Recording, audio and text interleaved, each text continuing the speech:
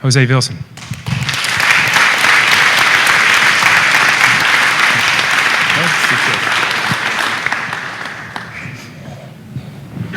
Okay. Good evening, class. I still get weirded out by seeing myself on screens.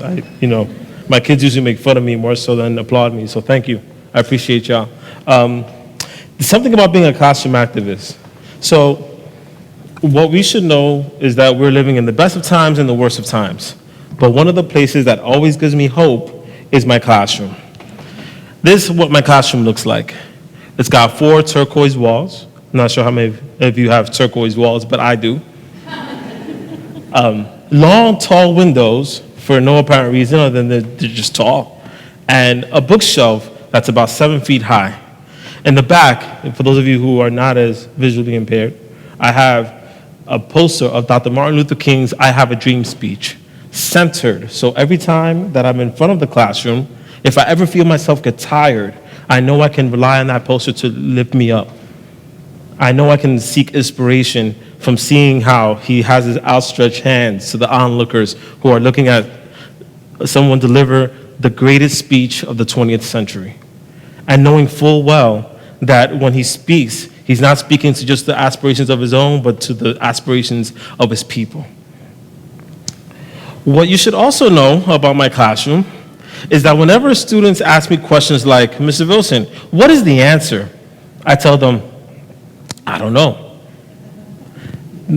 The second time around, they'll ask me a question again, and they'll ask me, and of course they're getting annoyed now at Mr. Vilson, so they'll say, Mr. Vilson, what's the answer to this question? And I'll say, I don't know. And then the third time, and most of you who are teachers will know that the third time that they ask, they're really furious at you. They can't believe you because you're supposed to be a teacher. How dare you not give them an answer? But that third time, the student's gonna ask me again, Mr. Vilson, yo, what's the answer to this question? I don't know. Eventually, of course, they learn how to ask better questions. And as they're asking better questions, I get to reply to them, well, have you thought about this? And if they think about this, then I start peppering them with questions again, and I reflect the answers back to them. And then at some point, the student says, well, Mr. Vilson, thank you. I needed that because I didn't know what to do. So I think I'm good now. Well, and then I say, me too. I'll see you later. Goodbye.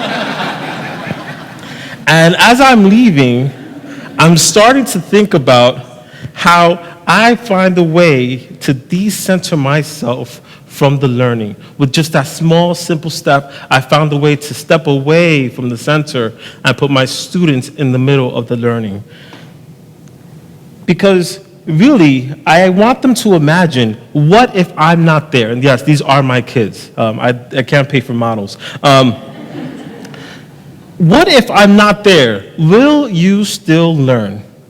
Will you still find joy in the things that we're doing? And will you take ownership of what we're doing?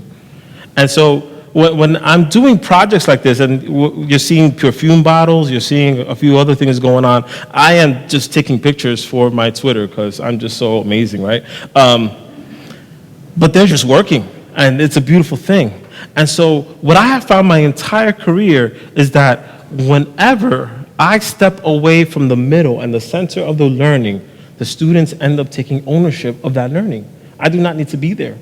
And so I also do something as well, which is I don't quit whenever they don't have the right words to ask those questions. And so what that led me to is I want to think about, what does it mean for me to prepare for them to have questions about the question that they need to be asking, right? Because of course, I prepare behind the scenes. I'm thinking about what they're doing. I'm critically analyzing what they're saying to me. And then when visitors come, I'm always like, oh, the kids got this. Leave me alone. You can do that. Go talk to the kids. I don't need to be there. Oh, I love this. Yay. I've had tech problems all day. What I also want us to think about too is, in case you ever wonder what comes out of students' mouths, whenever you prepare them, they're ready. They're more than ready. They're readier than I am. okay? And then if they can start questioning what's the content, if they can start questioning themselves, if they can start questioning me, then they could question everybody else, right? And that's the way that they subvert. That's the way they think about the world around them. And they get to ask these questions so critically. So something to think about when it comes to activism, because that was the whole reason for me to be here, was to ask about activism. And activism, y'all can read, but if you can't from the back, it's the doctrine or practice of vigorous action or involvement as a means of achieving political or other goals, sometimes by demonstration, protest, etc. And there's a lot of interesting parallels between the work that activists do and the work that teachers do that I'd like to explore here. So there are three elements that I think everybody can agree on when it comes to our jobs. We have three pieces to our work. We have the pedagogy piece, we have the curriculum piece, we have the assessment piece. And all that means is the following. We have a warm-up activity, we have a lesson, right?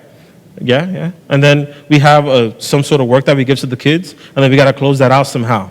And then we do that cycle all over again until we have to give a test. And then we do that whole thing all over again ad nauseum, right?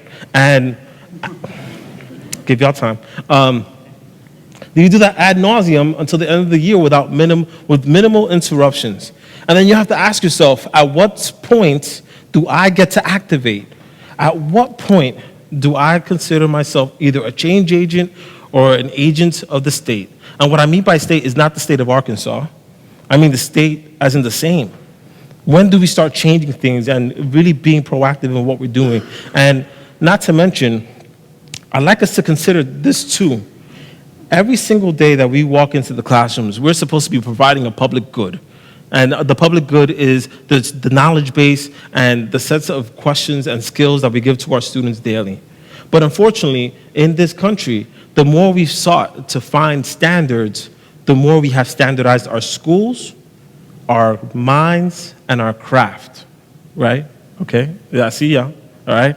And then the other part too is, as we start working through this educational piece, I'd also like us to consider how the cap that we have put on our kids and the systems by which we have operated within them, right? We've asked them to abide by the system. We've also said we're going to cap the capabilities of our most vulnerable students. And that's been a lot of the work. And so when I ask people to subvert, to get underneath, to uproot what's going on, I'm asking people to become agents for change. And so to that end, I want you to consider this. All right, that ping pong game was because people are playing ping pong with educational policy, right, et cetera. But I do want you to consider this, because I'm looking at that clock. Consider this. We do already have tools that make us activated, right? We're already kind of activists in a way, because we prepare at least, who's in their classroom 30 minutes before class, or 30 to an hour, 30 minutes to an hour before class? I know I am. Oh, don't lie. Don't do this for ed tech. Don't do this. I need y'all, all right? Who's planning before they get into class already? Who's already being thoughtful about the actions and the reactions of what's going to happen? We already do that. We already change our voice depending on who the people are in front of us. We already have a sense of pace whenever we're walking about the classroom. We already have a vast platform. Believe it or not, 30 students, they pretend like they're not paying attention to you. They are. They just paying attention to whether or not you're paying attention to them, right?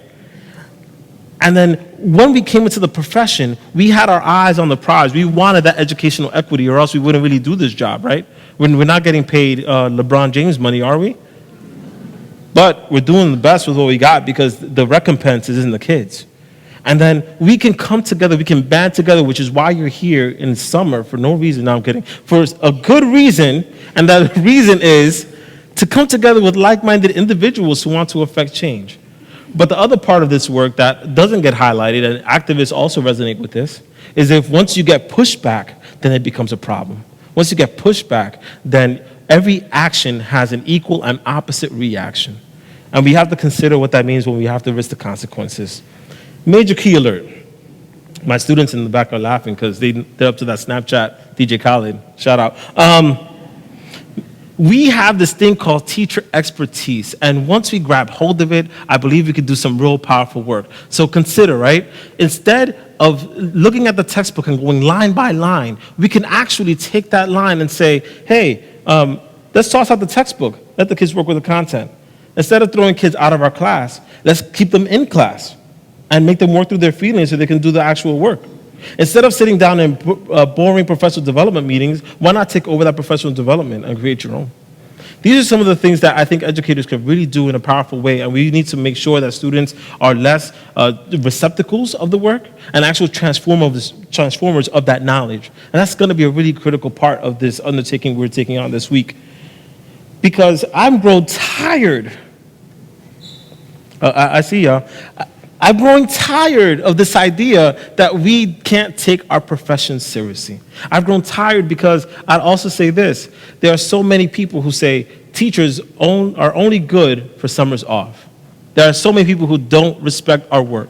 And we need to keep the eye on the ball, and the way we're going to do it is by staying grounded in our work. But we need to activate. And the way we're going to do it is the following. I'm going to ask you to think about the fact that I am not the perfect teacher activist. I am by far just a good teacher in my opinion. But my students will tell you that they are prepared to have agency for themselves. They will tell you that they are prepared to look at the world from a different lens. They are prepared to actually challenge their own administration and ask and write letters. They can advocate for themselves, and should something happen to them, should something happen, really tragic happen to them, they know they have an adult in the school that will love them and care for them as much as anybody else could. And that's the thing, that's a part of this work that we're going to undertake here. Because what I want us to consider is when school-aged children cannot find justice, who will they turn to? Who will they look at when things happen? Because I know where my students turn to. They look to me. And they know I will love them. They know I will care for them. They know I will treat them as a full human being. They know I will always be there for them. And that's really the impetus for why I do what I do. Now, how else could you look at my students and tell them that they're not successful? How can you tell them that they can't read? Because if they may not be able to read, but they can read y'all, right? And so as we're working in this, I want you to consider, when you look at their eyes, are you afraid of them? Do you sense their fear? Or do you love them? Are you nervous about them? Are you nervous about their futures? Because they're probably nervous about yours as well. Do you see things through their eyes or not? And so once we become desensitized to their feelings, please understand they will still feel. So let them feel you. Let them feel your fury, your anger, your passion, your love. Let them know that even if you never utter the word love, that you will always love and care for them. Let them know that you have left everything in those four walls that are our classrooms. So I again ask you, are you a change agent or are you an agent of the state? Are you an agent of the same? I've already answered those questions for myself. Please take your part. Show some compassion and love. Be part of this work. Thank you.